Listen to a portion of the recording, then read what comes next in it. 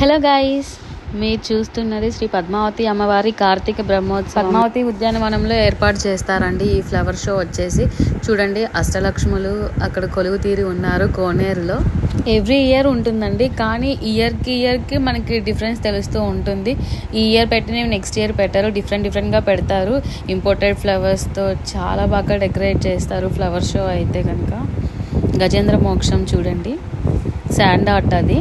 మేముండే తిరుచానూరులోనే కాబట్టి మేము రెగ్యులర్గా వచ్చి చూస్తూ ఉంటామండి. ఈవినింగ్లో అమ్మవారి వాహనం వచ్చేటప్పుడు వస్తాము, హారతి అవి చూసుకొని తర్వాత ఉద్యానవనం వెళ్ళి పిల్లల్ని తీసుకొని వెళ్తాము.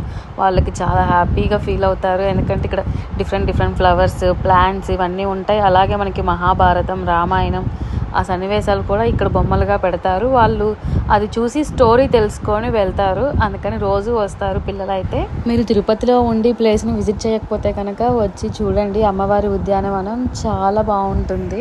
మార్నింగ్ కూడా వాహనం వెళ్తుందండి అమ్మవారిది, కానీ మార్నింగ్ ఈ షో ఉండదండి, ఎందుకంటే ఇక్కడ అభిషేకాలు అవి జరుగుతూ ఉంటాయి. మార్నింగ్ అలౌ చేయరు, ఈవినింగ్ మాత్రమే అలౌ చేస్తారు. తిరుపతిలో లేని వాళ్ళు అయితే బాధపడకండి, ఈ వీడియో మీకోసమే. మీరు ఎక్కడో ఉంటారు, చూడలేరు, రాలేరు కాబట్టి మీకోసం ఈ వీడియో తీసి అప్లోడ్ చేస్తున్నామండి. చూసి మీరు కూడా ఆనందించండి. ఒక మినీ ఆర్ట్ ఎగ్జిబిషనే ఉంటుందండి. చింతగింజ మీద శ్రీనివాస కళ్యాణం చేశారు, అసలు అది చూస్తే షాక్ అయిపోతారు. కానీ ఈ వీడియోలో లేదు.